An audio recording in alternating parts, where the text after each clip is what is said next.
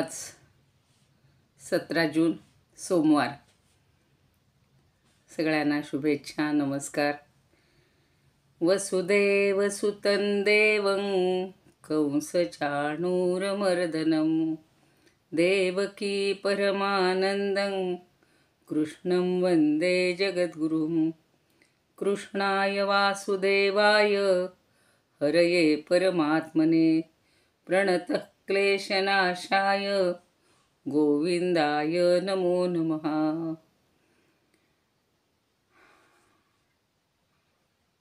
ओम.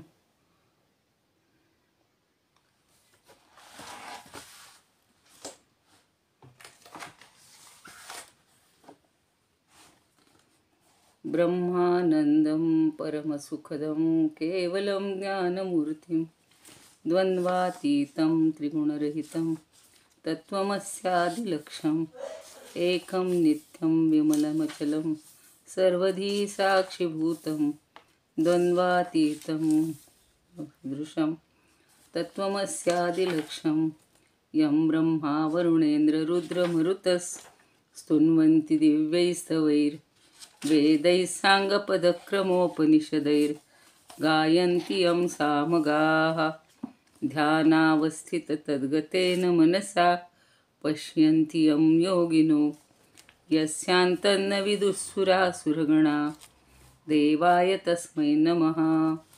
शान्ताकारं भुजगशयनं पद्मनाभं सुरेशं विश्वाधारं गगनसदृशं मेघवर्णं शुभांगं लक्ष्मीकान्तं कमलनयनं योगिभिर्ध्यानगम्यं वन्दे विष्णुं भवभयहरं.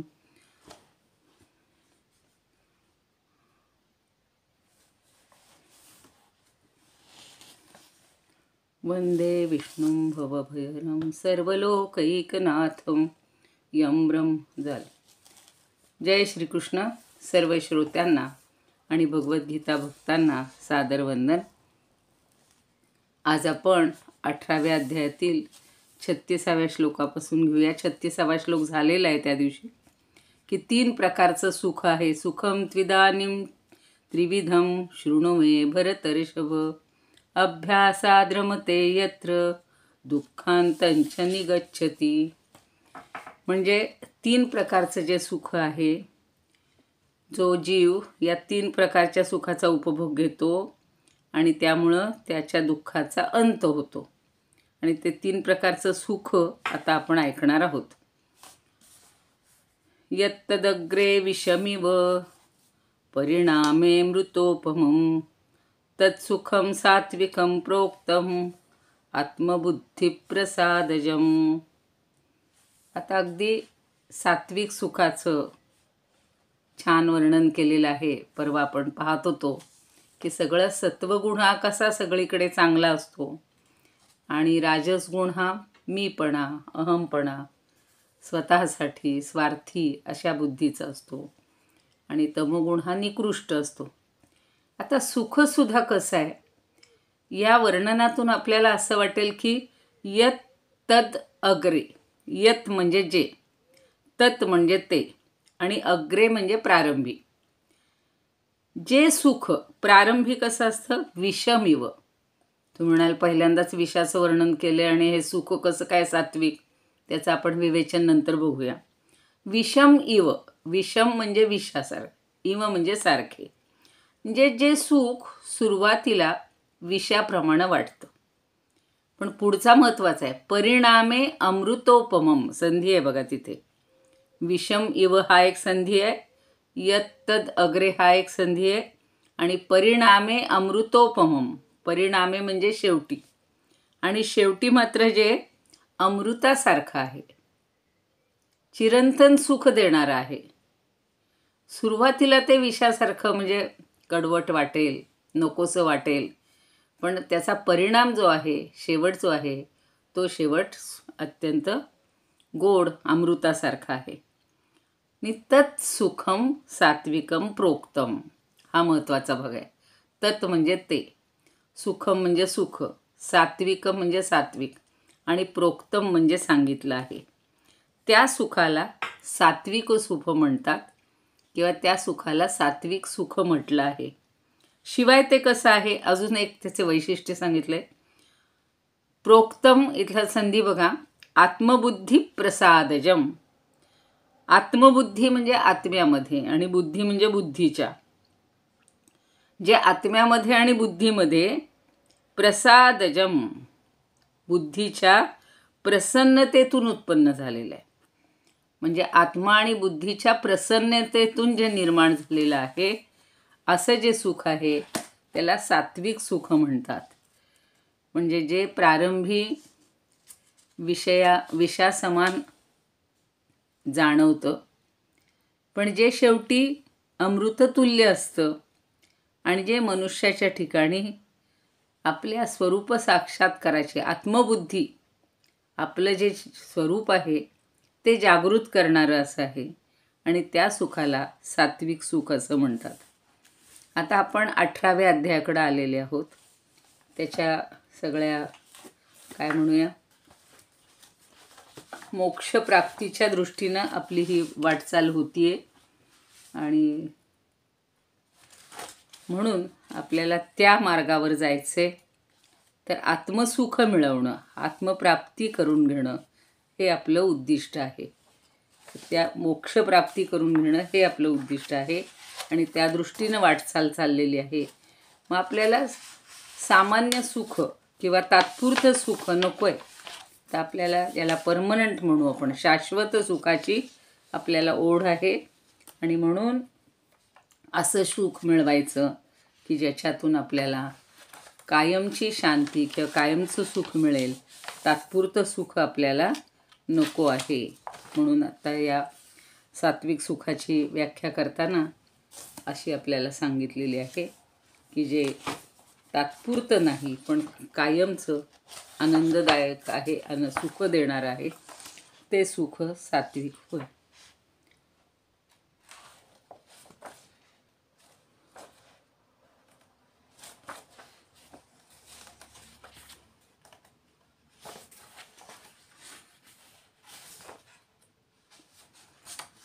वाटे अमृततुल्य अति, वाटे अमृततुल्य अति विषही अग्रेच भासे जरी. वाटे अमृततुल्य अति विषही अग्रेच भासे जरी.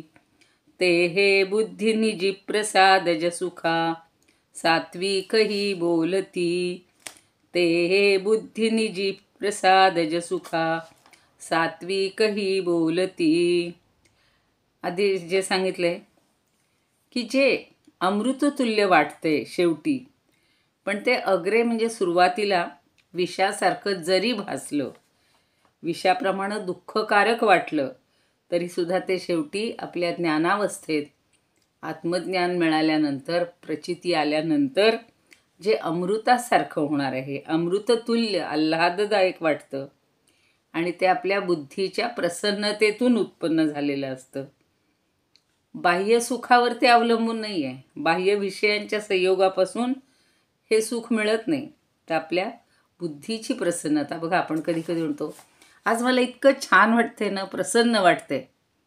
तो जी आतली प्रसन्नता आहे ही बाहेरच्या गोष्टीवर नसते. अगदी भले तुम्ही गुलाबांचे ताटवेच्या ताटवे बघा, कमळांच्या वनामध्ये जा किंवा सरोवराकडे बघा, किंवा ज्या काही आनंदीची गोष्टी असतील त्याच भरपूर जरी मिळाल्या तरीसुद्धा ते सुख हे तात्पुरतं असतं. ती गोष्ट बाजूला झाली, फुलं कोमेजून गेली आणि जी खाऊची वस्तू असेल तीही संपून गेली की पुन्हा आपल्याला ते सुख वाटेन असं होतं. म्हणजे ते तात्पुरतं सुख असतं. पण हे जे सुख आहे हे चिरंतन सुख आहे आणि जे आतून आपल्याला वाटत असतं, बुद्धीच्या द्वारा मिळत असतं. म्हणून या सुखाचा आनंद आपल्याला घेता आला पाहिजे. सात्विक सुखाकडं आपली वाटचाल व्हायला पाहिजे. शंकराचार्य म्हणतात, जे सुख प्रारंभी ज्ञान, वैराग्य, ध्यान आणि समाधी, आता हे सगळं करत असताना सुख आहे सहजासहजी मिळतं का हो? आपल्याला वैराग्य प्राप्त करून घ्यायचे, म्हणजे त्या गोष्टीबद्दल विरक्ती प्राप्त करायची. तर माणसाला दुःख होतं. लहान मुलाला सुद्धा जर आपण म्हणलं की आजपासून तुला मी बिस्किट देणार नाही, त्याऐवजी छान लाडू देईन, त्याला वाईट वाटतं. पण नंतर त्याला लाडूची गोडी वाढली की मग तो म्हणतो नको मला आता बिस्किट. म्हणजे हळूहळू त्याच्याबद्दल त्याचं वैराग्य होतं. तशीच आपली पण अवस्था असते की पहिल्यांदा आपल्याला ज्ञान मिळवायचे, नंतर वैराग्य वृत्ती आली पाहिजे. मग वैराग्य आलं की आपलं लक्ष बरोबर परमात्म्याकडं लागायला लागतं, म्हणजे ध्यान लागायला लागतं. आणि ध्यानाच्या शेवटची पायरी जी आहे ती म्हणजे समाधी. आपण पतंजलीचे अष्टांग योग शिकलेले आहोत. यम, नियम, आसन, प्राणायाम, प्रत्याहार, धारणा, ध्यान आणि समाधी. आपण धारणा पण 3 प्रकारची आत्ता नुकतीच पाहिलेली आहे. त्याच्यापुढे ध्यान लागलं पाहिजे. ध्यान म्हणजे काय? पुन्हा तिथून अजिबात मन न वळणं. पण असं होतं की काही काळ गेल्यानंतर कदाचित ध्यानावस्था आपली संपेल, पण ती कधीही न संपता अखंड एकतानता ज्याला मिळते ती समाधी. तर समाधी अवस्था मिळेपर्यंत हे थोडेसे श्रम घ्यावे लागतात. आणि हे परिश्रम कसे असतात तर विषतुल्य असतात. माणसाला असं वाटायला लागतं कशाला आता ह्या मी सगळ्या आनंदापासून सुखापासून बाजूला व्हायचे, आणि पुन्हा माणूस वैषयिक सुखामध्ये, सांसारिक सुखामध्ये परत माघारी वळतो. पण ते सुख सात्विक नाही आहे. पुन्हा त्या सुखाकडे न जाता चिरंतन सुख ज्याला मिळतं, जे परिणामी सगळं आपल्याला वैराग्याची परिपक्वता आली, मग ते अमृतासारखं वाटायला लागतं. आणि मग लक्षात येतं मी काय या सगळ्या सांसारिक वैषयिक सुखामध्ये रमलेलो होतो, त्यातनं पुन्हा दुःखच मिळत होतं. त्यापेक्षा हे सात्विक सुख कसं आहे तर बुद्धीला आनंद देणारं आहे. बुद्धी म्हणजेच आत्मबुद्धी, आणि ती निर्माण करणार आहे, आत्म्याबद्दलचं ज्ञान करणारी आहे. म्हणून तिच्यामुळं अंतःकरण कसं होतं तर पाण्यासारखं स्वच्छ होतं, निर्मळ होतं. आणि त्याला आत्मबुद्धी प्रसादजम म्हटलेलं आहे. ज म्हणजे निर्माण होणारं, आणि तिच्यापासून निर्माण होणारं जे सुख आहे ते आत्मबुद्धी प्रसादजम. प्रसाद म्हणजे प्रसन्नता. आत्म्याला आपलंसं करणारी जी बुद्धी आहे त्याला आत्मबुद्धी म्हणायचं. आपली देहबुद्धी असते, सामान्य माणसांची देहबुद्धी असते. आज हा एन्जॉय करावं वाटतो, आज इकडं भटकावं वाटतं, आज ते करावं वाटतं. आपण म्हणतो, जसे लहान मुलं कसं म्हणतात, हे झाल्यावर मी अभ्यास करीन, ते झाल्यावर मी अभ्यास करीन, खेळ झाल्यावर मी अभ्यास करीन, खाऊ झाल्यावर अभ्यास करीन. पण आपली अवस्था तशीच असते. भगवंताचं स्मरण करायचं आहे, सकाळी सकाळी नको ही कामं करूया, नको ते काम करूया, चला फिरून येऊया, मग आपण असं करत करत आपण लांबवत राहतो. म्हणजे आपलं लक्ष या व्यवहारामध्ये जास्त रमत राहतं. पण ज्या वेळेला आत्मबुद्धी निर्माण होते, या देहाबद्दलचे हळूहळू एक पाश गळून पडायला लागतात, त्याची ओढ कमी व्हायला लागते, तेव्हा आपली आत्मबुद्धी तयार होते. आणि आत्मबुद्धीमुळं प्रसन्नता येते. प्रसादजम म्हणजे काय? प्रसाद निर्माण करणार. प्रसादाचा अर्थ आहे प्रसन्नता. प्रसन्नता उत्पन्न होणारं जे सुख आहे ते या आत्मबुद्धीमुळं मिळतं. आणि अशा सुखाला सात्विक सुख असं म्हणतात. आता ज्ञानदेव सुद्धा काय म्हणतात बघा. ज्ञानदेव म्हणतात की हे त्रिविध प्रकारचं वर्णन करणारा जो श्लोक आहे, तर हा जो श्लोक आहे याच्यातून आपल्याला सात्विक सुख कसं प्राप्त करायचं, तर त्यांच्या जर ओव्या वाचायला लागल्या, आपण आता तिकडे ज्ञानेश्वरीत वाचतच आहोत, पण वेगवेगळे त्यांनी दृष्टांत दिलेत. अगास्वर्गीचे गोमटे, आडव याग संकटे, का बाळपण दासटे त्रास काळे, हे असो दीपाची सिद्धी, अवघड धुवाधी, नातरी तो औषधी जिभे साठावो, तया परी पांडवा, जया सुखाचा रिगावा, विषमतेथ मिळावा यमदमाचा. मी आत्ता जे सांगितलं तेच सगळं ज्ञानदेव सांगतायत. जे ज्ञानदेवांनी सांगितलेलंच आपल्या डोक्यात बरोबर येतं की हा जो सगळा विषय सुखाचा अवघड असा आपण हे पार करत असतो, आणि तो पार केल्यानंतर जे सुख मिळतं ते म्हणजे स्वर्गसुखसुद्धा गोड असतं, पण मध्यंतरी यज्ञ याग हे ते आपल्याला व्यवहारात करावेच लागतात. म्हणून स्वर्ग कामो यजेत असं नेहमी एक वाक्य वेदामध्ये सांगितलं जातं. ज्याला स्वर्गाची इच्छा आहे त्यांनी याग वगैरे करावेत. पण ही यज्ञयागाची यातायात केल्यानंतर आपल्याला स्वर्ग सुख मिळतं. तसंच बाळपणसुद्धा कसं असतं, मी आत्ता म्हणलं तसं, बालस्तावत क्रीडासक्त तरुणस्तावत तरुणी रक्त वृद्धस्तावत चिंतामग्न परमे ब्रह्मणी कोपी न लग्न. अहो त्या परब्रह्मामध्ये आत्मतत्वामध्ये कुणीही लग्न म्हणजे मग्न होत नाही. म्हणून आपल्याला या सगळ्या सुखांवर म्हणजे जे आपले तात्पुरती सुख आहेत ती थोडी बाजूला करायची आणि मग ती बाजूला केल्यानंतर आपल्याला कायमचं सुख म्हणजे ज्या सुखाच्या प्रवेशद्वारीच यमदमादी मंडळींचं संकट सोसावं लागतं, तिखट विवेकाच्या श्रवणानं आणि कठोर व्रतांच्या आवरणानं बुद्धीचे वाभाडे निघत असतात, ज्ञानदेव म्हणतात. आणि मग प्राणापान वायूचे लोट हे सुषुम्नेच्या तोंडानं आपण 6व्या अध्यायात सगळा पाहिलेला आहे, कुंडलिनी योग. तर हे सगळं करत म्हणजे प्राणायाम प्रत्याहार धारणा ध्यान हे करत करत आपल्याला एकदा विरक्ती आली की आपल्याला कायमचं सुख मिळून जातं. बाकी आपल्याला कशाचीही आता अपेक्षा वाटत नाही. एक आत्मानंदाची किंवा अद्वैतानंदाची अशी खाण आपल्यापुढं उघडली जाते की जी खाण कधीही संपणार नाही. पुढचा श्लोक घेऊया.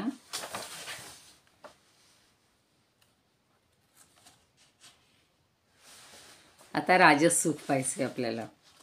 मध्यंतरी मी विसरून गेले की आज काही नव्यानं जर कोणी उपस्थित झाले असतील तर त्यांचं स्वागत आणि सगळ्यांना शुभेच्छा. आता मगाच्या नेमकं उलट आहे ते आपल्याला राजस सुख आहे. मगाशी कसं होतं की अग्रे विषमिव यत तद अग्रे विषमिव. आता इथं म्हणतात विषयेंद्रिय संयोगात तद यत्तदग्रे मृतोपमं परिणामे विषमिव तत्सुखम राजसं स्मृतम. हे राजस सुख आपण अनुभवत असतो. आपल्याला वाटतं अगदी राजासारखं सुख म्हणून ते राजस सुख. तसं नाही आहे. रजोगुणापासून मिळणारं जे सुख आहे ते राजस सुख. तर मगासारखा संधी बघा, विषयेंद्रिय संयोगात हा एक समास आहे. म्हणजे विषय इंद्रिय यांच्या संयोगामुळे. पुढं मगासारखंच आहे, यत तद अग्रे अमृतोपमम. पूर्ण ओळ बघा संधी समासयुक्त आहे. यत म्हणजे जे, तत् म्हणजे ते, अग्रे म्हणजे सुरुवातीला, अमृतोपमम सुरुवातीला कसं वाटतंय राजस सुख, अमृतासारखं वाटतंय. अमृतोपमम अगदी अमृताची उपमा द्यावी, अमृतासारखं जे वाटावं असं हे राजस सुख आहे. पण पुढची भाग बघा, परिणामे विषमिव. परिणाम म्हणजे शेवट किंवा आपण परिणाम म्हणतो ना, याचा परिणाम काय होणार तोच परिणाम. विषम इव विषासारखं तत्सुखम राजसं स्मृतम. ते सुख राजस सुख आहे. आधी अगदी अमृतासारखं वाटतं बरं का. आता पंचज्ञानेंद्रिय आहेत. पंचज्ञानेंद्रियाचे विषय आपण किती वेळा आता कोळून प्यालो अक्षरशः. पण प्रत्येक इंद्रियांचं जे सुख आहे ते सुरुवातीला घेताना आपल्याला अगदी अमृतासारखं वाटतं. छान दृश्य पाहताना, छान टी व्हीवरच्या सगळ्या मालिका पाहताना, ते क्रिकेटच्या मॅचेस पाहताना, ज्याला ज्याची आवड आहे ते पाहताना, डिस्कवरी पाहताना, जे काय असेल ते पाहताना अगदी डोळ्याला गोड वाटतं. पण अतिरेक झाला की तेच डोळे आपले बोलायला लागतात, डोळ्याला त्रास व्हायला लागतो. म्हणजे सुरुवातीला यत तद अग्रे अमृतोपमम, जे अमृतासारखं आहे तेच नंतर विषासारखं वाटायला लागतं. आणि परिणामे विषमिव, परिणाम त्याचा विषासारखा आहे. अजून आपण उदाहरणं पाहूयात समश्लोकी झाल्यावर. तर परिणामे विषम इव तत्सुखम राजसं स्मृतम. ते सुख राजस सुख होय.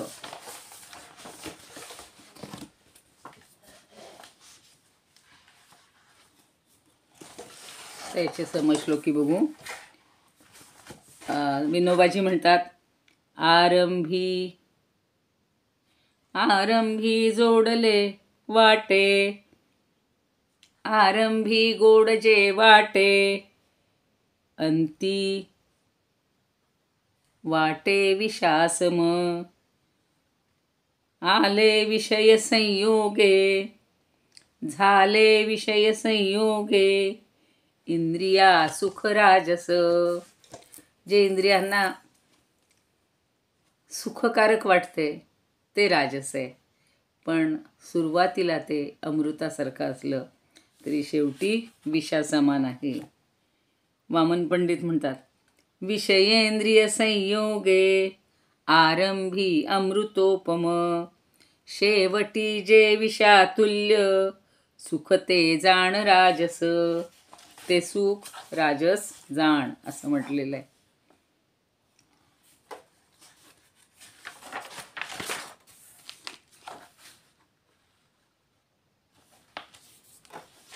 बरं, आता आपण पुढचं बघूया.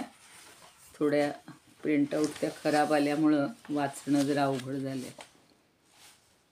आता आपल्याला शंकराचार्य काय सांगतात तेच पटवून देतात की विषय आणि इंद्रिय. तर याच्यावर प्रत्येक विषयावर आपण बोलू तेवढं आपल्याला दरवेळेला तो एक वेगळा अनुभव घेता येतो. विषय आणि इंद्रिय यांच्या संयोगानं जे सुख उत्पन्न होतं ते प्रारंभी अमृताप्रमाणे वाटतं, पण परिणामी मात्र विषासारखं असतं. आणि म्हणून याचा अभिप्राय असा आहे की बल, वीर्य, रूप, बुद्धी, मेधा, धन आणि उत्साह यांच्या हानीला कारणीभूत होतं. बघा, आता प्रत्येक सुखाचा जर या 5-6 गोष्टीशी संबंध लावला तर कशी आपली हानी होते. तर बल म्हणजे आपली शक्ती, मगाशी मी म्हणलं तसं डोळ्यांनी पाहून पाहून पाहून डोळ्याची शक्ती कमी होते. वीर्य म्हणजे आपल्याजवळ असणारा पराक्रम, जे सगळ्यात महत्त्वाचं हे मानलेलं आहे बळाच्या दृष्टीने वीर्य, ते कमी होतं. आपलं रूपही कमी होतं. आता बघा ना, आम्हाला चष्मा लागला, चष्म्यामुळं रूपामध्ये फरक पडतो. बुद्धीवर ताण येतो सारखं जर बघून बघून बघून, मग बुद्धीलाही त्रास व्हायला लागतो. बुद्धीच्या पुढची जी स्थिती आहे मेधा, म्हणजे आपल्याला आठवण्याची जी सगळी आहे ती मेधा. आपलं धनही कमी होतं. आज चष्मा लागला, उद्या मोतीबिंदूच्या लोक ऑपरेशन करतात, त्याच्यासाठी धन खर्च होतं. आणि हळूहळू आपला उत्साह पण कमी होतो. ह्या सगळ्या हानीला कारणीभूत होणार हे राजस सुख आहे. आता प्रत्येक विषयाचं आपण नंतर बघूया. तसंच अधर्मापासून प्राप्त होणाऱ्या ह्या नरकादिक हेतू असल्यामुळं आपण काय करतो, राजस सुखासाठी इकडून पैसा मिळव, तिकडून पैसा मिळव, कुणाचं तरी ओरबाडून घे. आपण म्हणजे जे लोक तसं करतात ते आपण सात्विकतेकडं वाटचाल करणारे लोक आहोत. मग त्याच्यामुळं दुःख तर मिळतंच आहे, पण पापातही आपण पापाचेही वाटेकरी होतो. जी वाल्याची अवस्था झाली की आपल्या नातेवाईकांसाठी, मुलाबाळांसाठी, पत्नीसाठी, आईवडिलांसाठी त्यांना लुटमारी केली हो, लोकांचे प्राण घेतले. मग त्याच्यामुळं पाप लागलं. मग तो जर पापाचाच कायम वाटेकरी झाला असता तर त्याच्या हातून पुढचं एवढं चांगलं काम झालंच नसतं. म्हणून त्याला नारद भेटले. नारदांनी सांगितलं की अरे, तुझ्या पापाचे कोणी वाटेकरी आहेत का बघ. तो विचारतो, कोणी नाही. मग त्याच्या बुद्धीत प्रकाश पडतो, तो त्याच्यापासून अलिप्त होतो आणि मग श्रीराम नामाला लागतो. मरा मरा म्हणता म्हणता राम राम राम राम म्हटलं जातं. विरुद्ध अक्षर बोललेला आहे तो. पण ह्या अधर्मामुळं आपल्याला नरक प्राप्त होतो. नरकादिक हेतू असल्यामुळं हे जे सुख आहे हे अंती विषासारखं आहे आणि सुरुवातीला अमृतासारखं आहे. म्हणून हे राजस सुख, त्याच्यापासून आपण अलिप्त राहायचं. आता खाण्याच्या बाबतीतलं बघू. सगळ्यात आवडीचं आपल्याला रसनेंद्रिय आहे. सकाळी सकाळी छान खमंग वास आला, शेजाऱ्यांकडनं आला की आपली पण फरमाईश होते, करा आमच्या घरात अमुक अमुक. शेजारी बघा छान वडे चाललेत, काय समोसे चाललेत. आणि ते आपण अति खाल्लं की आपल्या पोटावर ताण येतो, म्हणजे आपली तब्येत बिघडते, म्हणजेच आपलं बल कमी होतं. मग हळूहळू हळूहळू प्रत्येक इंद्रियाचे जर चोचले पुरवायला लागलो तर बल, वीर्य, रूप, बुद्धी, मेधा, धन आणि नरक म्हणजे काय म्हणू आपण, उत्साह, या सगळ्या गोष्टी कमी व्हायला लागतात आणि आपल्याला नरकादींची वाट भोगावी लागते. म्हणून याच्यापासून आपण दूर राहायचं आहे. आता सात्विक सुख पाहिलं, त्याच्या विरुद्ध राजस सुख पाहिलं. तर राजस सुखाची हे म्हणून दाखवते तुम्हाला. संयोगी व विषयी व इंद्रिय सुखा जे अमृता सारखे अग्रेही परिणामिते विषसमा हो राजसी वाटते. जे अग्रे म्हणजे सुरुवातीला असं आहे अमृतासम, पण ते शेवटी मात्र विषासारखं आहे. म्हणून सात्विक सुखापेक्षा राजस सुख हे कमी दर्जाचं आहे. आणि मग कमी दर्जाचं असल्यामुळं या विषय इंद्रिय यांच्याशी संयोग होत असल्यामुळं आपण देहभावावरच राहतो. सारखे आपली मन, बुद्धी हे कार्य करत राहतात, पण श्रेयसाच्या ऐवजी प्रेयस म्हणजे प्रिय गोष्टीकडे. आपल्याला कठोपनिषदातली गोष्ट माहिती आहे. तिथे एवढासा 6-7 वर्षाचा नचिकेत बाळ वडिलांनी मृत्युमुखी तुला यमाच्या घरी पाठवतो म्हणल्यानंतर तो यमाच्या दारात आलेला आहे. यम 3 दिवस गावाला गेलेला आहे. आल्यानंतर यमालाच काळजी वाटते की अरेच्या मी या मुलाला दारात उपवाशी ठेवलेला आहे, 3 दिवस अन्न पाण्या वाचून राहिला आहे, म्हणून तुला 3 वर देतो म्हणतात. तेव्हा पहिल्यांदा तो म्हणतो की तुला मी सगळी संपत्ती देतो, धन देतो, दौलत देतो, सगळं देतो. तो म्हणतो नको, मला यातलं काहीही नको, म्हणजे प्रिय गोष्टी काहीही नको असतात त्याला. मग तो श्रेयसची मागणी करतो. श्रेयस म्हणजे सात्विक सुख आहे आणि प्रेयस म्हणजे राजस सुख आहे. वास्तविक एवढ्या 6 वर्षाच्या मुलांनी म्हणायला पाहिजे होतं मला खेळणी द्या, मला खाऊ द्या, मला रथ द्या, घोडे द्या. नको, त्याला त्यातलं काहीही नको असतं. म्हणून जी बुद्धी आपल्याला सुरुवातीला कष्ट झाले तरी चालेल सात्विक सुखासारखी, पण शेवट आपला गोड व्हायला पाहिजे अमृतासारखा. पण इथे मात्र आपण आधी अमृतासारखं सुख मिळवतो आणि शेवट आपला विषयासारखा होतो. म्हणून आपण जे म्हणतो ना अतिपरिचयाद अवज्ञा, अतिपरिचय झाल्यामुळं अवज्ञा होते कुठल्याही गोष्टीची. सारखंच जर ती गोष्ट येऊन मिळाली तर आपण त्याच्याकडं ढुंकूनही पाहत नाही. संततगमनादनादरो भवती, सारखं एखाद्याकडे गेलो आलो की आपलं महत्त्व कमी होतं, अनादर व्हायला लागतो, अपमान होतो. तेच प्रत्येक विषयाच्या बाबतीत आहे. अति खायला लागलो तरी पोटाला त्रास होईल, अति ऐकत राहिलो तर श्रवणाला त्रास होईल, अतिस्पर्श सुख घेतलं तर त्वगेंद्रियाला त्रास होईल, अति सुंदर वास किंवा उग्रवास जे काही हल्ली वापरले जातात ते घेतले की घ्राणेंद्रियाला त्रास होईल. आणि म्हणून सुरुवातीला जरी ते आपल्याला अमृतासारखं वाटलं तरी ते सुख आपण सोडून द्यायला पाहिजे, त्या सुखाच्या मागे जायला नको. ज्ञानदेवांनी सुद्धा एखादी ओवी फक्त सांगते. ज्ञानदेव म्हणतात आणि विषयेंद्रिया मेळू होता धनंजया, जे सुख जाय थडिया सांडूनी दोही.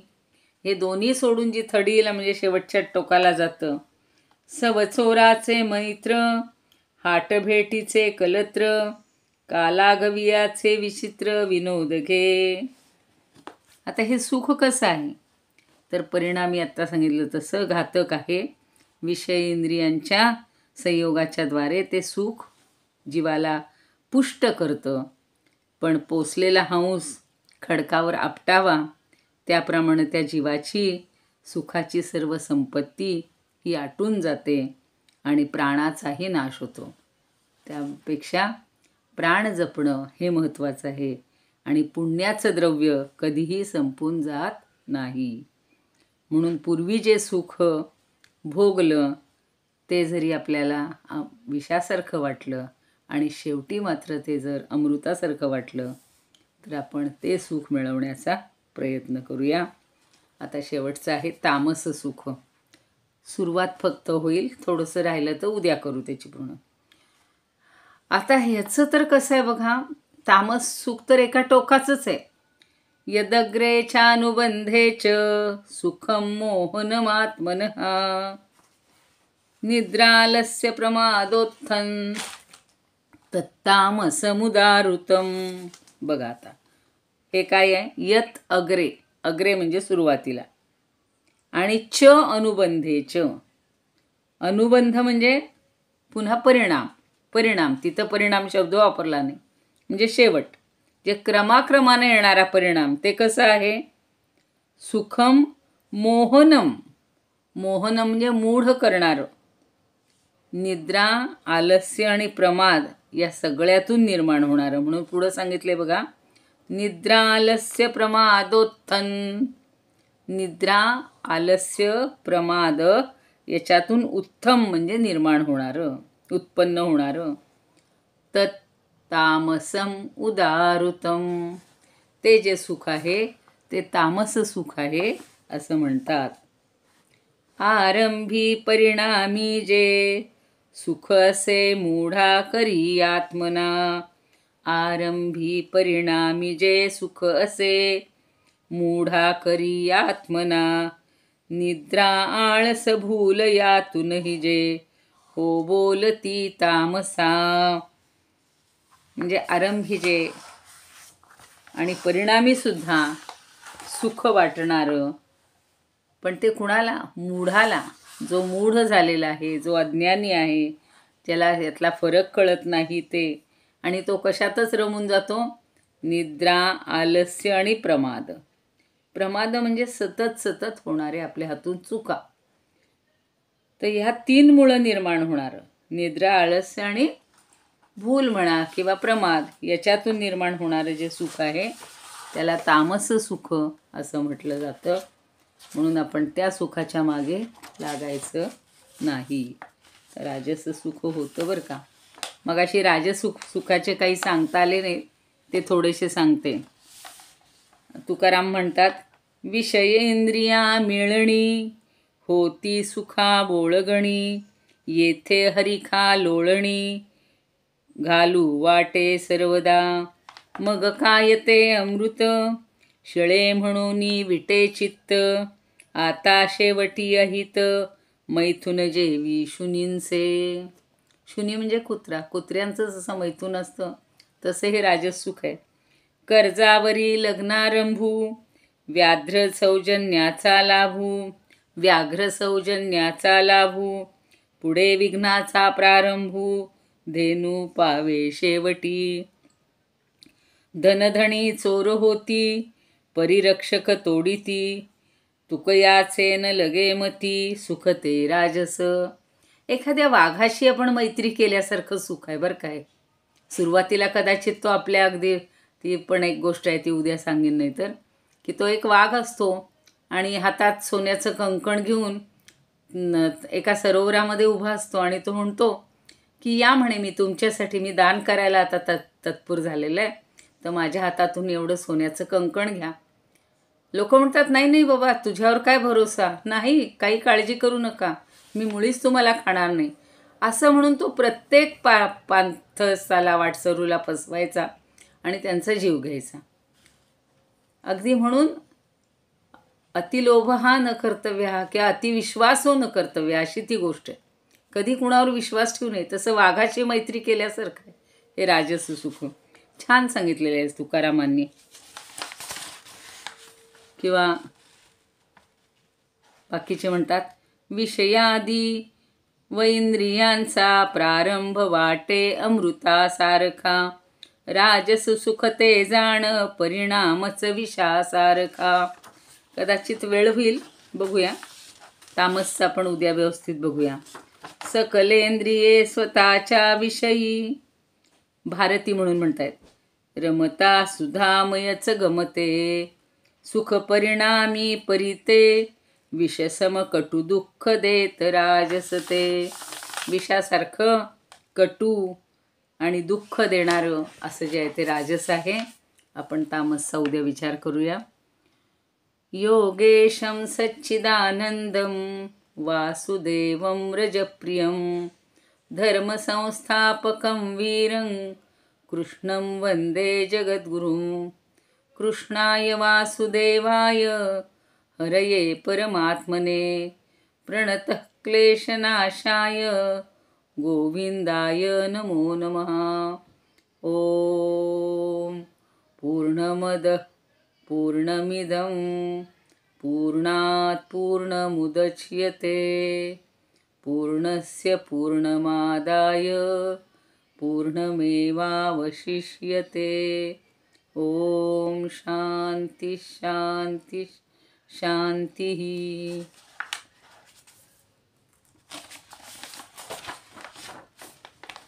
तामसचे पण समजलो की बघूया वेळ असेल तर.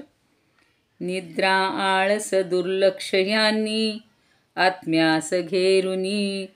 निद्रा आळस दुर्लक्ष यांनी आत्म्यास घेरुनी. आरंभी परिणामी ही गुंगवी सुख तामस. धन्यवाद.